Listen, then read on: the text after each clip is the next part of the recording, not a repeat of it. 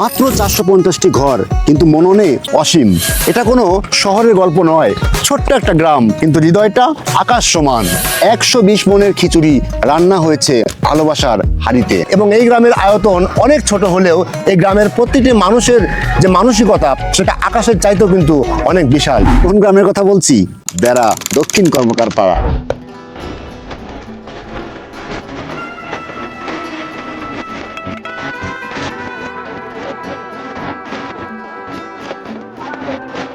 এই প্রতি বছরে আমরা এই সবজি খিচুড়িতে আমরা খুব আনন্দ করি। অনেক গ্রামের থেকে লোকজন আসে, আমরা খুব খুশি হই এবং তারাও খুশি হয়, আমরা খাওয়া আনন্দটা পাই। সবজি খিচুড়ির আয়োজনটা গত 12 বছর ধরে আর কি আয়োজন করা হচ্ছে। 2014 সাল থেকে বেড়া দক্ষিণ পাড়া এই আয়োজনটা করা হয়। আমাদের গ্রামটা খুব ছোট, কিন্তু আমাদের মানে সবার মন মানসিকতা অনেকটাই বড়।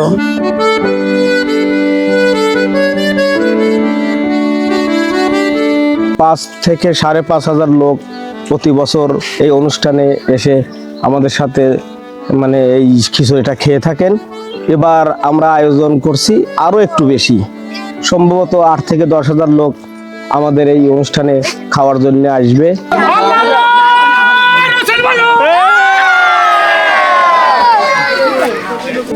এই মুহূর্তে রান্নার কাজে পুরা গ্রামবাসী একদম ব্যস্ত, এবং এখানে বেশ কয়েকটা প্রায় 8 থেকে 10টার মতো এখানে টোলা এখানে সেট আপ করে দেওয়া হয়েছে।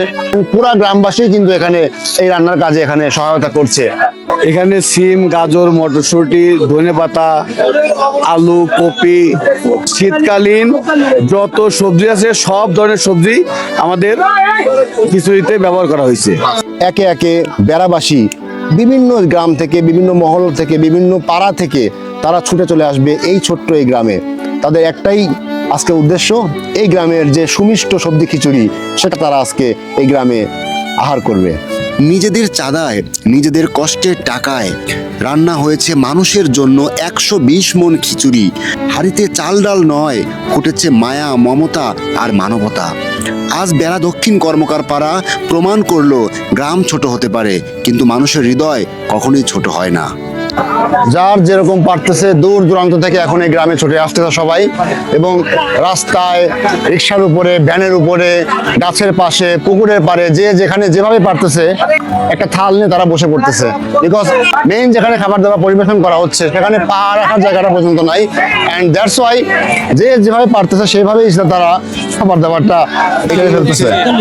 এবং এটাই হচ্ছে আমাদের খাবার দাবারের ঠিকানা। বিকজ যেখানে খাবার দাবারের আয়োজন করা হচ্ছিল সেখানে আমার আসলে বসার মতো জায়গা হয় নাই, বসার মতো সৌভাগ্য আমার হয় নাই। আর হয় নাই জন্য আমি চলে আসছি আজকে একদম এই দক্ষিণ পাড়ার যে পুকুর পাড়, সেই পুকুর পাড়ে আমরা সবাই মিলে বসে একটু খাচ্ছি। এই যে আমার ছোট ভাই ফারহান, খুবই সুদর্শন। ফারহান, ধন্যবাদ। আমি আশা করতেছি সামনে বিপিএল তুমি ফুটবল খেলবে। BPL football. ধন্যবাদ সবাইকে, এবং আশা করি এই যে দক্ষিণ পাড়ার যে ঐক্য, একতা এবং ভ্রাতৃত্ববোধ, এটা এভাবেই থাকবে, অব্যাহত থাকবে, এবং সামনের বছর থেকে আরো অনেক বেশি, আরো অনেক বৃহৎ আকারে এই প্রোগ্রামটাকে এক্সপ্যান্ড করা হবে সেই প্রত্যাশা ব্যক্ত করেই ভিডিওটা এখানে সমাপ্ত করছি। Thank you.